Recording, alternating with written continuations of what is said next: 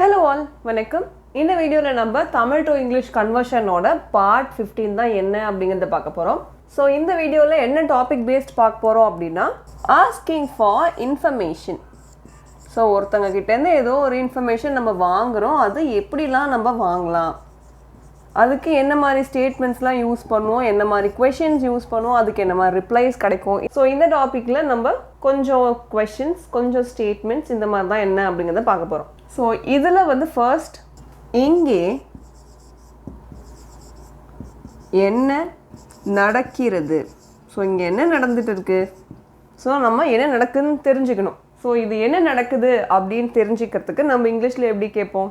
So என்ன அப்படின்றது வாட்ன்னு சொல்லுவோம், ப்ரெசண்ட்டில் தான் நடந்துட்டுருக்கு. ஸோ வாட் இஸ், ஸோ இந்த நடந்துட்டுருக்கு அப்படின்றத ஹேப்பனிங் அப்படின்னு சொல்லணும். நடந்துட்டு இருக்கிறத happening.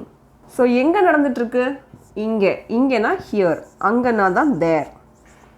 So what is happening here அப்படின்னு கேட்டால் அது இங்கே என்ன நடந்துட்டு இருக்கிறது அப்படின்றதுக்கான டிரான்ஸ்லேஷனாக இருக்கும். ஸோ இங்கே அப்படின்றத நம்ம ஹியர்னு சொல்கிறோம், என்ன அப்படின்றத வாட், நடக்கிறது அப்படின்றது தான் ஹேப்பனிங். ஸோ இங்கே ப்ரெசண்ட்டில் நடக்கிறதுனால ப்ரெசண்ட் வேர்ப் அண்ட் கண்டினியூஸாக அது நடந்துட்டுருக்கு, ஏதோ நடந்துட்டுருக்கு இப்போது, அதனால தான் நம்ம இந்த ஐஎன்ஜி அப்படின்றோன்னு யூஸ் பண்ணியிருக்கோம். ஸோ இங்கே என்ன நடக்குது அப்படின்றத வாட் இஸ் ஹேப்பனிங் ஹியர் அப்படின்னு கேட்கணும். ஸோ இப்போ இதை வந்து உங்களுக்கு ஒரு டாஸ்க்காக கொடுக்குறேன்.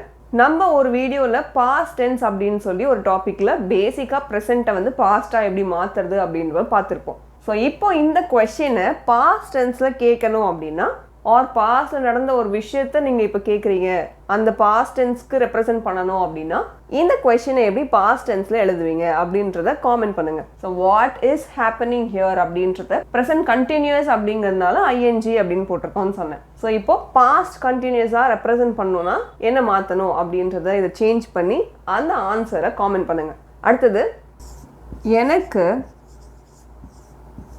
வழி சொல்ல முடியுமா.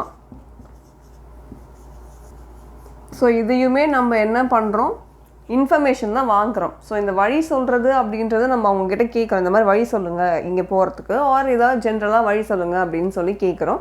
அவங்க கொடுக்கக்கூடிய டைரக்ஷன்ஸ் எல்லாமே அது ஒரு இன்ஃபர்மேஷன் தான் நமக்கு.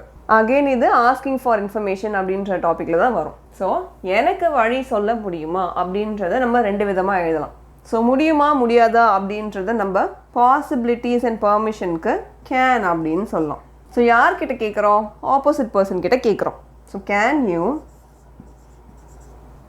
இந்த இடத்துல நான் ஒரு வேர்ட் யூஸ் பண்ணுறேன், யாருக்கு சொல்லணும், எனக்கு. So can you dash me, என்ன சொல்லணும், வழி, தி டைரக்ஷன்ஸ். ஸோ இப்போ நீங்கள் நல்லா பார்த்தீங்கன்னா இந்த இடத்துல சொல்ல அப்படின்ற ஒரு தமிழ் வேர்டு இருக்குது. இப்போ நான் இதை வந்து இங்கிலீஷ்க்கு மாற்றணும் அப்படின்னா சொல்கிறது அப்படின்னா டெல்லுன்னு வரும், கேன் யூ டெல் மீ அப்படின்னு வரும். ஆர் இந்த இடத்துல நம்ம இப்படியும் எழுதலாம், can you give me the direction. So இந்த என்ன எந்த பக்கம் போகணும் ஆர் எப்படி போகணும் அப்படின்ற வழியே எங்களுக்கு சொல்ல முடியுமா அப்படின்றதுக்கு நம்ம can you give me the directions அப்படின்றதும் சொல்லலாம். ஸோ கிவ் மீ அப்படின்னு சொல்கிறது இட் இஸ் நாட் தட் அவங்க வந்து ஏதோ ஒரு பொருளை எடுத்து நம்ம கிட்ட கொடுக்குறாங்க அப்படின்னு மட்டும் கிடையாது. இந்த சொல்கிறதையும் அப்படின்னு நம்ம சொல்கிறது கிவ் மீ அப்படின்றத இன்ஃபர்மேஷன் கொடுங்க அப்படின்னு சொல்கிறதுக்கும் நம்ம இந்த கிவ் மீ அப்படின்னு சொல்லுவோம். ஸோ எனக்கு இன்ஃபர்மேஷன் கொடுங்க அப்படின்னா கிவ் மீ தி இன்ஃபர்மேஷன் அப்படின்னு சொல்லுவோம் இல்லையா. ஸோ இந்த இடத்துல நம்ம can you give me the directions அப்படியும் யூஸ் பண்ணலாம். ஸோ சொல்ல அப்படின்னா டெல் தானே கரெக்டாக வரும், சொல்கிறது அப்படின்னா ஒருத்தவங்க கிட்ட நம்ம பேச்சில் சொல்கிறது, அப்போ டெல் தானே வரும் அதுக்கான இங்கிலீஷ் வேர்ட் அப்படின்னு கேட்டிங்கன்னா இந்த இடத்துல நம்ம இன்ஃபர்மேஷன் தான் கேட்குறோம். ஸோ இன்ஃபர்மேஷன் கேட்கும் போது இந்த இடத்துல can you give me the directions அப்படின்னு சொன்னாலும் அது கரெக்ட் தான். ஸோ கிவ் அப்படின்றது நம்ம பொருளை எடுத்து கொடுக்கறது மட்டும் கிவ் அப்படின்றது கிடையாது. ஒரு இன்ஃபர்மேஷன் அவங்க கிட்ட இருந்து வாங்க போகிறோம், அதை அவங்க கிட்ட இருந்து கேட்குறோம், இது கொடுங்க, இந்த இன்ஃபர்மேஷன் கொடுங்க அப்படின்னு தானே நம்ம கேட்போம், ஆர் இந்த இன்ஃபர்மேஷன் சொல்லுங்க அப்படின்னு நம்ம கேட்போம். அப்போ அதுக்கெலாம் நம்ம இந்த can you give me the information or directions, so என்ன நம்ம கேட்குறோமோ அந்த இடத்துல இந்த வேர்டை ரீப்ளேஸ் பண்ணி எழுதிக்கலாம். இதுவும் கரெக்ட் தான். அடுத்தது, இது வேறொருவருடைய இருக்கையா. ஸோ பேசிக்காக இப்போ நம்ம இந்த கொஷின் பார்க்கும்போது நமக்கு எதுவுமே எப்படி ரீப்ளேஸ் பண்ணுறது இங்கிலீஷ் சென்டென்ஸை வச்சு நமக்கு தெரியலனா ஃபர்ஸ்ட் நம்ம பண்ண வேண்டியது ஒரு தமிழ் வேர்டையும் எடுத்து அதுக்கான இங்கிலீஷ் வேர்டு என்ன அப்படிங்கிறத நம்ம கண்டுபிடிக்கணும். ஸோ இது அப்படின்றது திஸ் அப்படின்னு நம்ம சொல்லலாம். ஸோ இதுக்கு மேலே நம்ம திஸ்ன்னு எழுதிக்கலாம். வேறொருவருடைய அப்படின்னா someone else அப்படின்னு சொல்லலாம். someone else வேறொருவருடைய அப்படின்னா someone else அப்படின்னு சொல்லலாம். இருக்கையா அப்படின்னா seat. ஸோ இப்போ நம்ம இதுக்கான இங்கிலீஷ் வேர்ட்ஸ்லாம் எழுதியாச்சு. இப்போ இதை ஃபார்ம் பண்ணணும், ஒரு கொஷினாக ஃபார்ம் பண்ணணும். ஸ்டேட்மெண்ட் கிடையாது, கொஷினில் முடிஞ்சிருக்கு. அப்போது ஸோ கொஷினாக இருக்கிறதுனால நம்ம ப்ரெசன்ட் டென்ஸில் கேட்குறதுக்கு இஸ் அப்படின்னு சொல்லிக்கலாம். Is this someone else's seat அப்படின்னு கேட்கறது தான் இது வேறொருவருடைய இருக்கையா அப்படின்னு கேட்கறது. ஆல்சோ இங்கே யாராச்சும் வருவாங்களா அப்படின்னு சொல்லி இந்த சீட் ஏதாவது ஒரு சேரை பார்த்தோ இல்லை ஏதாவது ஒரு சீட் பார்த்தோ கேட்குறாங்க அப்படின்னா அதுக்கு இஸ் திஸ் சீட் டேக்கன் அப்படின்னு சொல்லலாம். ஸோ அங்கே யாராவது வந்து உட்காருவாங்களா ஆர் வேறு யாரோடையதா அப்படின்ற மாதிரியும் கேட்குறதுக்கு இஸ் திஸ் சீட் டேக்கன் அப்படின்னு கேட்கலாம். Is this someone else's seat அப்படின்னு கேட்கலாம். Or is this seat someone else's அப்படின்னு கேட்கலாம்.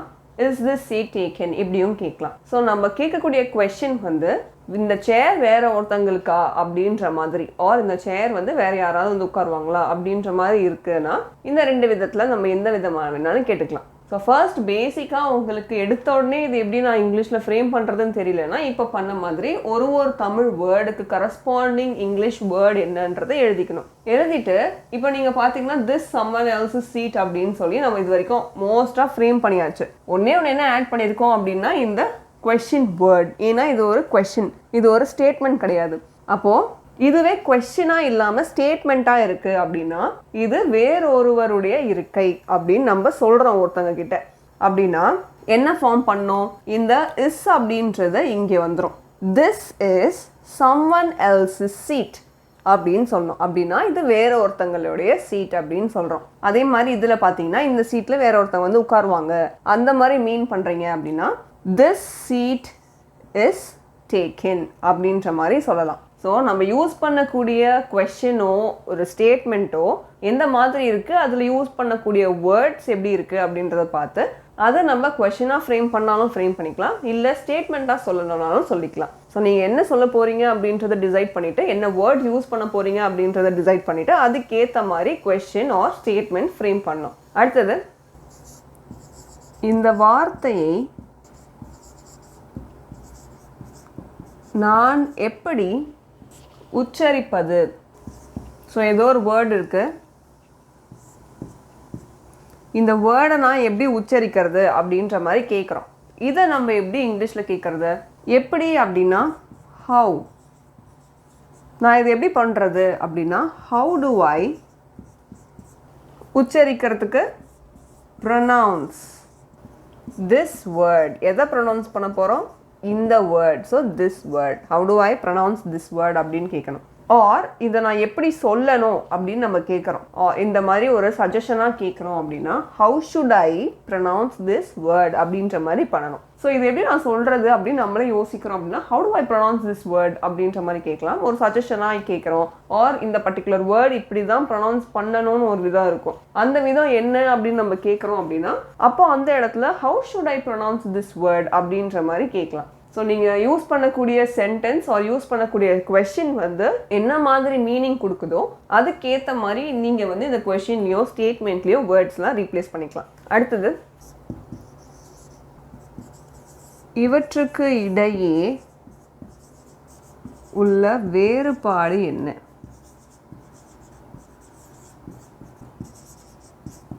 இவற்றுக்கு இடையே உள்ள வேறுபாடு என்ன அப்படின்ற ஒரு கொஸ்டின் இருக்குது. இதை நம்ம எப்படி இங்கிலீஷ்க்கு மாற்றுறது, என்ன அப்படின்றத வாட் ப்ரெசன்ட் டென்ஸ்ன்றனால இஸ் தி, வேறுபாடுன்றதை நம்ம என்ன சொல்லலாம் டிஃப்ரென்ஸ்ன்னு சொல்லலாம். ஸோ வேறுபாடுகளில் difference. What is the difference இவற்றுக்கு இடையே அப்படின்னா ஏதோ ரெண்டு விஷயம் இருக்குது, இது ரெண்டுத்துக்கும் என்ன டிஃப்ரென்ஸ்ன்னு நம்ம கேட்குறோம். அப்போ what is the difference between these? So இது ரெண்டுத்துக்கும் என்ன வேறுபாடு அப்படின்னா what is the difference between these அப்படின்னு கேட்கணும். ஆர் வேற ஏதோ ரெண்டு இடத்துல பாயிண்ட் பண்ணிட்டு அது ரெண்டுத்துக்கும் என்ன வித்தியாசம் அப்படின்னு கேட்கும் போது what is the difference between those அப்படின்ற மாதிரி கேட்கலாம். அது ரெண்டுத்துக்கும் என்ன டிஃப்ரென்ஸ் அப்படின்னா what is the difference between them அப்படின்ற மாதிரி கேட்கலாம். தோஸ்ன்னு நம்ம ரெப்ரசென்ட் பண்ணி கேட்கலாம். ஸோ முன்னாடியே சொன்ன மாதிரி நம்ம தமிழ் சென்டென்ஸ்லையும் அதோட மீனிங்கை பார்க்கணும், அதில் யூஸ் பண்ணியிருக்கிற வேர்ட்ஸ் பார்க்கணும். அதுக்கேற்ற மாதிரி தான் உங்களோட இங்கிலீஷ் ஸ்டேட்மெண்ட்டோ கொஸ்டினோ ஃப்ரேம் பண்ணணும். ஸோ இந்த வீடியோவில் நம்ம பார்த்த 5 டிஃப்ரெண்ட் கொஷின்ஸ் வந்து நீங்கள் மறுபடியும் வேறு ஏதாவது ஒரு இடத்துல ப்ராக்டிஸ் பண்ணி பாருங்கள். ஆர் வேறு ஏதாவது மாடுலேஷனில் அதை நீங்கள் ட்ரை பண்ணி பாருங்கள். அது ஏதாவது டவுட்ஸ் இருக்குது அப்படின்னா அதை எங்ககிட்ட காமெண்ட்டில் கேட்கலாம். இந்த மாதிரி வேறு ஏதாவது பர்டிகுலர் டாப்பிக்கில் வீடியோ வேணும்னு நினச்சிங்கன்னா அதை எங்ககிட்ட காமெண்ட்டில் மென்ஷன் பண்ணி கேளுங்க. ஸோ நெக்ஸ்ட் வீடியோவில் நெக்ஸ்ட் என்ன டாபிக் அப்படிங்கிறத பார்க்கலாம். Thank you so much. நன்றி.